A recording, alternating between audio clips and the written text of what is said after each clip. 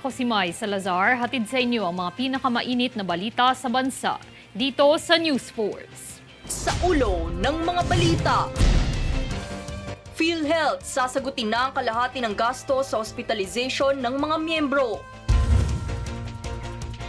Supply ng tubig, kuryente at pagkain tinitiyak na sapat sa gitna ng banta ng El Nino. Senator Amy Marcos, pinabulaanan ng paglitaw ng AKAP sa usaping People's Initiative. 100,000 multiple registrants kakaharap sa election offenses. DILG Secretary Benhur Abalos, binalaan ng mga extortion gang ukol sa pambibiktima ng mga truck at drivers. SMB, wagi sa Season 48 ng PBA Commissioner's Cup, CJ Perez itinanghal na MVP. Patas at pantay na balita, komprehensibong ulat para sa pulso ng masa. Ito ang News Force. Para sa unang balita, mababawasan na ang bigat sa gasto sa hospitalization ng mga Pilipino. Ito'y matapos pumayag na sagutin ng PhilHealth ang kalahati ng gastos dito. Pinag-aaralan na ng PhilHealth na sagutin ang kalahati ng gastos ng mga miyembro nito pagdating sa hospitalization. Ito ay matapos ang hiling ni House Speaker Martin Romualdez sa isang hearing on Committee on Health nitong kamakailan.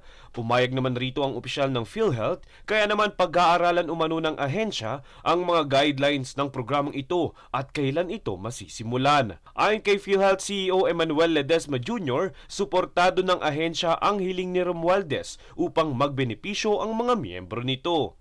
Hiling ni Romualdez, sana ay maisakatuparan ito sa lalong madaling panahon dahil matagal na itong hiling ng mga mamamayan. Ito umano ay dahil napipilitang kumuha ng private wards ang mga Pilipino dahil sa palaging puno ang mga pampublikong ospital. Francis Riudique, nag-uulat para sa One Media Network.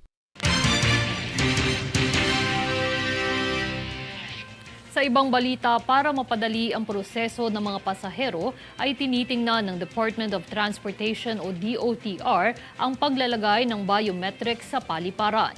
Yan ang balitang hatid ni Danizel Lopez. Inilahad ni Department of Transportation o DOTR Undersecretary for Aviation and Airport Sector Roberto Lim ang posibilidad na maglagay ng biometrics sa mga paliparan. Pahayag ni Lim, mas epektibo itong paraan para mapabilis ang proseso sa mga pasahero na papasok sa paliparan patungong check-in at boarding. Kaya tinitingnan din ng Civil Aviation Authority of the Philippines o CAAP at Davao International Airport Authority o DIAA na maisakatuparan ang pilot operation nito. Naniniwala naman si Lim na ang teknolohiya na ito ay magpapabuti sa Philippine airport experience ng mga dumadayo at mga kapwa Pilipino. Danizel Lopez, nag-uulat para sa One Media Network. Kaugnay pang balita, nagbabala ang Bureau of Immigration o BI sa mga bumabiyahe laban sa mga scammers, kung saan binigyang diin na libre ang electronic travel declaration system.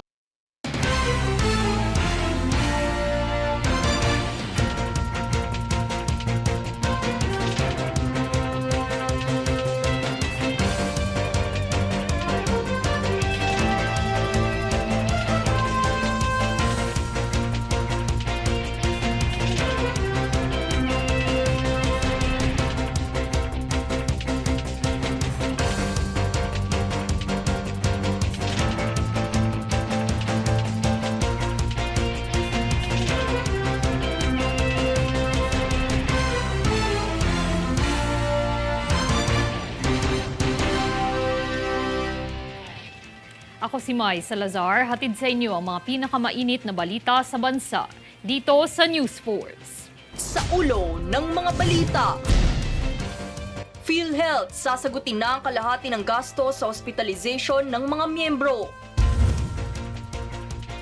Supply ng tubig, kuryente at pagkain tinitiyak na sapat sa gitna ng banta ng El Nino. Senator Amy Marcos pinabulaanan ng paglitaw ng AKAP sa usaping People's Initiative. 100,000 multiple registrants kakaharap sa election offenses. DILG Secretary Benhur Abalos binalaan ng mga extortion gang ukol sa pambibiktima ng mga truck at drivers. SMB wagi sa Season 48 ng PBA Commissioner's Cup, CJ Perez itinanghal na MVP. Patas at pantay na balita, komprehensibong ulat para sa pulso ng masa. Ito ang News Force. Para sa unang balita, mababawasan na ang bigat sa gasto sa hospitalization ng mga Pilipino. Ito'y matapos pumayag na sagutin ng PhilHealth ang kalahati ng gastos dito. Pinag-aaralan na ng PhilHealth na sagutin ang kalahati ng gastos ng mga miyembro nito pagdating sa hospitalization. Ito ay matapos ang hiling ni House Speaker Martin Romualdez sa isang hearing on Committee on Health nitong kamakailan. Pumayag naman rito ang opisyal ng PhilHealth, kaya naman pag-aaralan umano ng ahensya ang mga guidelines ng programang ito at kailan ito masisimulan. Ayon kay PhilHealth CEO Emmanuel Ledesma Jr., suportado ng ahensya ang hiling ni Romualdez upang magbenepisyo ang mga miyembro nito. Hiling ni Romualdez, sana ay maisakatuparan ito sa lalong madaling panahon dahil matagal na itong hiling ng mga mamamayan. Ito umano ay dahil napipilitang kumuha ng private wards ang mga Pilipino dahil sa palaging puno ang mga pampublikong ospital. Francis Riudique, nag-uulat para sa One Media Network. Sa ibang balita, para mapadali ang proseso ng mga pasahero, ay tinitingnan ng Department of Transportation o DOTR ang paglalagay ng biometrics sa paliparan. Yan ang balitang hatid ni Danizel Lopez. Inilahad ni Department of Transportation o DOTR Undersecretary for Aviation and Airport Sector Roberto Lim ang posibilidad na maglagay ng biometrics sa mga paliparan. Pahayag ni Lim, mas epektibo itong paraan para mapabilis ang proseso sa mga pasahero na papasok sa paliparan patungong check-in at boarding. Kaya tinitingnan din ng Civil Aviation Authority of the Philippines o CAAP at Davao International Airport Authority o DIAA na maisakatuparan ang pilot operation nito.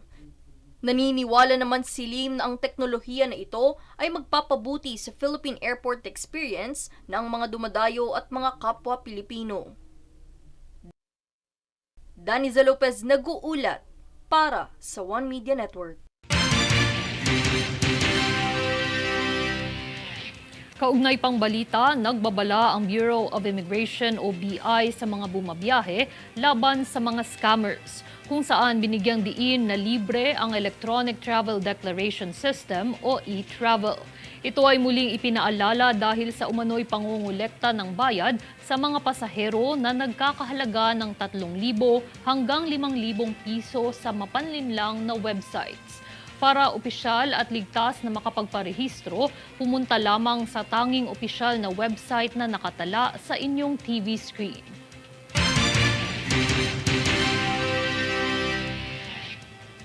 Samantala, muling nagbigay babala ang MMDA hinggil sa panibagong peking impormasyon na mula sa hindi kilala at hindi mapagkakatiwala ang source online, kung saan ang post ay tungkol naman ngayon sa No Contact Apprehension Policy ng ahensya. Ang kaganapan ibabalita ni Princess Castro. Alinsunod sa post at mensaheng kumakalat sa social media ukol sa pagpapatupad muli ng No Contact Apprehension Policy o NCAP, kinumpirma ito ng Metropolitan Manila Development Authority o MMDA na peke at hindi nanggaling sa ahensya.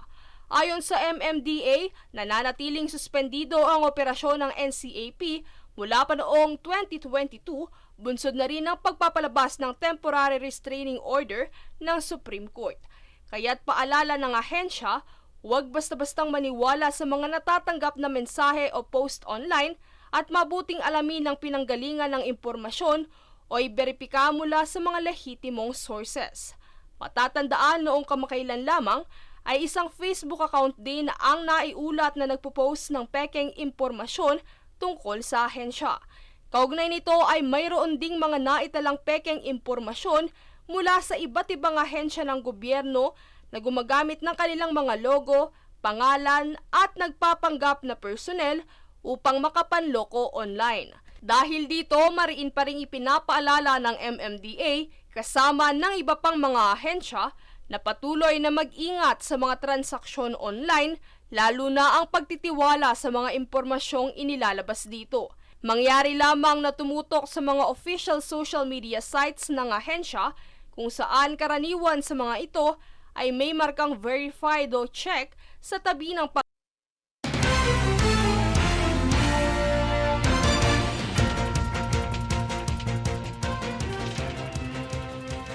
Nagpaabot ng pasasalamat si Pangulong Ferdinand Bongbong Marcos Jr. sa gobyerno ng Estados Unidos sa ipinadalang emergency assistance para sa mga nasalanta ng kalamidad sa Mindanao.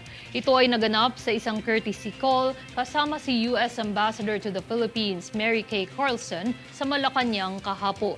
Ayon kay Ambassador Carlson, handa umano ang U.S. na makipagtulungan kung kailangan ng Pilipinas ng tulong.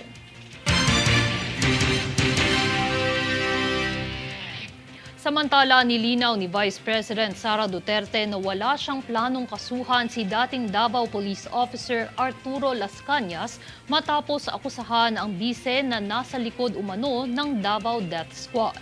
Sa halip, kung totoo man umano ang paratang ni Las Cañas, hinamon ni Vice President Sara na siyaan niya ang magsampa ng kaso.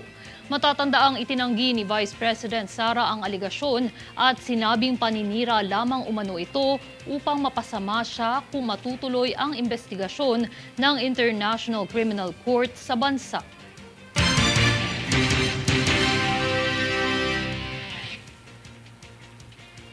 Sa isang pagdinig ukol sa People's Initiative, lubhang ikinagulat ni Senator Amy Marcos ang paglitaw ng proyektong AKAP. Hindi raw niya ito alam bilang siya ang nag-sponsor ng budget ng DSWD. Para sa detalye, narito si Francis Riodique. Labis na ikinagulat ni Senator Amy Marcos ang paglitaw ng Ayuda sa Kapos ang Kita Program o AKAP program. Naging mainit na usapin ito matapos mabanggit sa isang hearing ukol sa People's Initiative. Ayon kay Senator Amy, bilang siya ang nag-sponsor ng budget ng Department of Social Welfare and Development o DSWD, alien sa kanya ang AKAP o hindi niya alam na may nag-e-exist na ganitong programa ang ahensya. Mismo yung DSWD, sinasabi foreign. We don't know anything about it. Ang DBM sabi, first time nila narinig, walang IRR. Anong klase to? Ngunit ayon kay House Senior Deputy Speaker Aurelio Gonzales, inaprubahan ito ng komite at kasama si Senator Amy sa mga signatories nito sa isang bicameral meeting para sa budget sa 2024. Ngunit ayon kay Senator Amy, wala naman umanong masusing diskusyon ang naganap sa nasabing bicameral meeting kung hindi puro photo-op lamang. Naging photo-op na lamang yung BICAM, walang totoong diskusyon at nagkakagulatan na lamang pag lumabas yung libro, yung Final GAA 2024, hindi ko naman nakita, naka-imprenta na yon. Aniya, sinususpetsahan ang AKAP na ginagamit na pangangampanya para sa pangangalap ng pirma para sa People's Initiative. Ayon umano sa isang inilabas na press release, magkakaroon ng 5,000 ang tinatayang 12 milyong pamilya. Pagtitiyak naman ng senador, hindi naman siya tutol sa Chacha o People's Initiative. Panawagan lang niya ay idaan ito sa maayos na proseso. Francis Riodique, nag-uulat para sa One Media Network. Matapos madawit ang AKAP na inilunsad ng DSWD sa pangangalap ng pirma para sa People's Initiative, nilinaw ni Access Party List Representative Erwin Tulfo na wala itong katotohanan at iba ang layunin ng programang kanilang inilunsad. Ang buong detalye tunghayan mula kay Jade Buhoy. Nilinaw ni Axis Party List Representative Erwin Tulfo na ang AKAP program na kanyang sinimulan noon bilang dating kalihim ng DSWD na ito'y hindi inilunsad para makakalap ng pirma ng taong bayan upang aprobahan ang People's Initiative.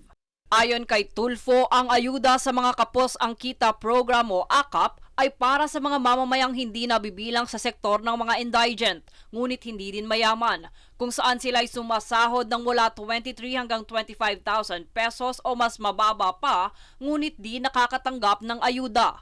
Paglilinaw niya, walang kinalaman ng AKAP sa isinusulong na People's Initiative para sa pagrereforma ng konstitusyon ng bansa. Pero I heard daw na nagagamit po ito sa pangsuhol, para sa pirma. Hindi ho ganun yung idea po nitong AKAP na ito, which I was the one who made up this idea para po dun sa mga middle class, below middle class. Hindi po ito pangsuhol, ito po ay pantulong sa kanila. Ang naturang issue na ito ay umusbong matapos questionin ni Senadora Amy Marcos ang paggamit sa pondo ng AKAP bilang paraan upang hikayating pumirma ang mga mamamayan sa kampanya ng People's Initiative. Agad naman itong pinatutsadahan ng mga mambabatas tulad ni Nabataan 1st District Representative Geraldine Roman, Ako Bicol Party List Representative Raul Bongalon, pati na rin si Senior Deputy Speaker Aurelio Gonzales Jr. na isa lamang alegasyon ang pagkakasangkop ng AKAP dahil ito'y matagal nang inaprubahan sa General Appropriations Act. Hamon naman ni Tulfo sa taong bayan na ipagbigay alam agad kung ang AKAP ay nagagamit sa ibang paraan, bukod pa sa layunin nitong magbigay ng ayuda. Jade Buhoy, nag-uulat para sa One Media Network. Tinalakay sa Kongreso kamakailan ang mga balakid sa Foreign Direct Investment o FDI na isa sa maaaring makapagpabilis sa pag-unlad ng ekonomiya ng bansa. Ayon sa Deputy Secretary General ng Congressional Policy and Budget Research Department na si Romulo Emanuel Meral Jr., na isa sa mga balakid ay ang pagiging mahigpit ng Pilipinas kumpara sa ibang bansa sa ASEAN. Kasama na ang mga patakarang ipinagbabawal sa mga FDI na pumapasok sa bansa. Paliwanag pa ng ibang eksperto sa ekonomiya, ang hindi pag-i-invest ng bansa sa mga pondo gaya ng foreign investment ay madalas na mabagal ang pag-usad ng kaunlaran. Binigyang diin din rito ang anti-investment ecology ng bansa, mataas na kuryente, mabagal na proseso bunsod ng burokrasya at katiwalian.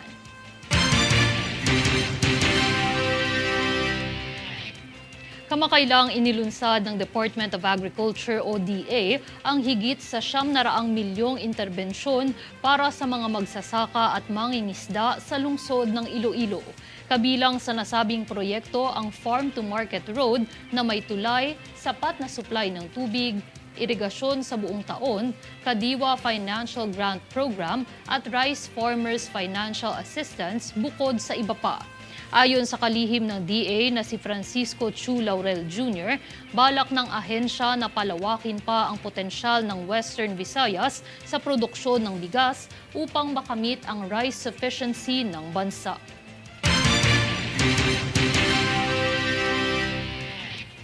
Samantala, nasa 100,000 katao ang naitalang multiple voter registrants ng COMELEC na umano'y mapapatawan ng election offenses. Ayon kay COMELEC spokesperson John Rex Laudianco, ang pagpaparehistro ng higit sa isang beses upang maging flying voter ay itinuturing na isang election offense.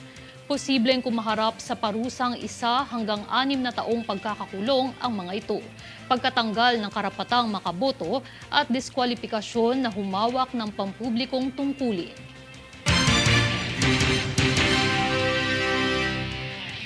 Susunod sa News Force.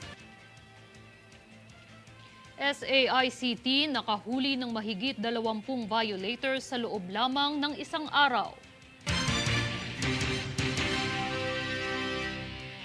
DILG Secretary Benhur Abalos binalaan ng mga extortion gang ukol sa pambibiktima ng mga truck at drivers. PTEX pinarangalan ng SAICT sa pagpapaigting ng seguridad at kaligtasan sa terminal. Manatiling nakatutok para sa higit pang mga balita sa pagbabalik ng News Force.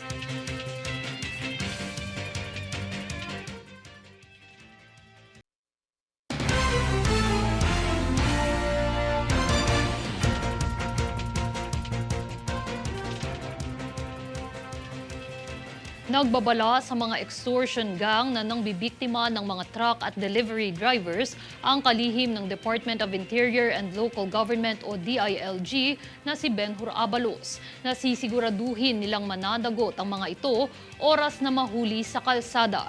Para sa balita, narito si Jade Buhoy. Nangako ang kalihim ng Department of the Interior and Local Government o DILG na si Benhur Abalos na gagawa nila ng aksyon ang paglaganap ng extortion na nambibiktima ng mga truck at delivery driver. Ayon kay Abalos, ito ay bahagi ng ease of doing business upang masigurado ang epektibong proseso ng kalakalan nang makamit ang mga patakaran sa Philippine Development Plan sa taong 2023 hanggang 2028. Ang inisyatibong ito ay alinsunod sa Executive Number 41 kung saan ang pinagbabawal na paniningil sa mga truck at delivery driver ay isang uri ng pangungutong. Ayon sa ahensya, ang nasabing patakaran ay nagpapatupad na obserbahan ng sitap sa isang buwan ang mga kalsada upang masigurado ang pag-usad at pagsunod ng mga nasasangkot sa isyong ito. Jade Buhoy, nag-uulat para sa One Media Network. Samantala, sa loob lamang ng isang araw ay umabot na sa mahigit 20 violators ang nahuli ng Special Action and Intelligence Committee for Transportation o SAICT. Yan ang ating alamin sa balita ni Daniza Lopez. Kahapon, 13 ng Pebrero ay hinuli ng Special Action and Intelligence Committee for Transportation o SAICT ang mga lumabag sa batas trapiko. Nasa 26 ang nahuli sa loob lamang ng isang araw sa 2 operasyon na isinagawa nito. Kabilang din sa mga hinuli ang mga kolorom na sasakyan kung saan ang ilan ay na-impound at na-isyuhan ng tiket. Matatandaan ang dedikasyon ng SAICT kasama ang Philippine Coast Guard o PCG sa pagpapanatili ng kaayusan at seguridad sa transportasyon ay alinsunod sa layunin ng Department of Transportation o DOTR na masiguro ang kaligtasan ng bawat road users at pasahero. Daniza Lopez nag-uulat para sa One Media Network.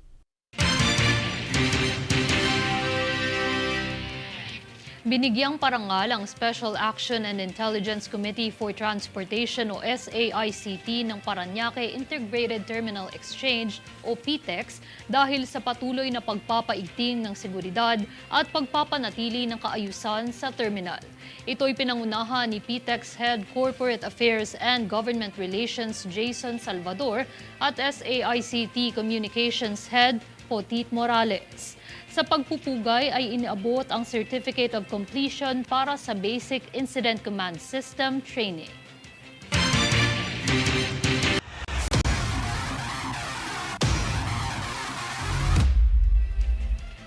Balitang sports, itinanghal na kampyon ang San Miguel Beermen matapos ang kanilang naging laban sa Magnolia Chicken Templados hotshot sa Game 6 ng Season 48 PBA Commissioner's Cup kahapon, 14 ng Pebrero.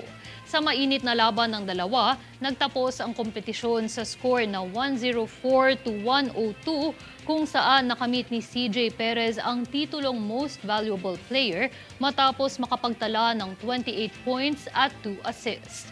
Nakapagdagdag din sa kartada sina Junmar Fajardo na may 19 points, 12 rebounds at 2 steals at Benny Boatwright Jr. na nakapagtala ng 19 points, 13 rebounds, 8 assists, 3 steals at 2 blocks.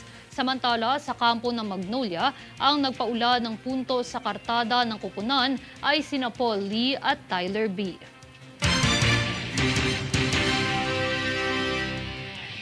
At narito ang recap ng mga nagbabagang balita ngayon. Sa ulo ng mga balita. PhilHealth sasagutin na ang kalahati ng gasto sa hospitalization ng mga miyembro. Supply ng tubig, kuryente at pagkain tinitiyak na sapat sa gitna ng banta ng El Nino. Senator Amy Marcos pinabulaanan ng paglitaw ng AKAP sa usaping People's Initiative. 100,000 multiple registrants kakaharap sa election offenses. DILG Secretary Benhur Abalos, binalaan ng mga extortion gang ukol sa pambibiktima ng mga truck at drivers. SMB, wagi sa Season 48 ng PBA Commissioner's Cup, CJ Perez itinanghal na MVP. Patas at pantay na balita, komprehensibong ulat para sa pulso ng masa. Ito ang News Force. At yan ang pinakamainit na mga balita ngayong araw. Manatiling nakatutok sa aming mga ulat at updates sa aming Facebook page, facebook.com/OneMediaNetwork. Ako si Mai Salazar at ito ang News Force.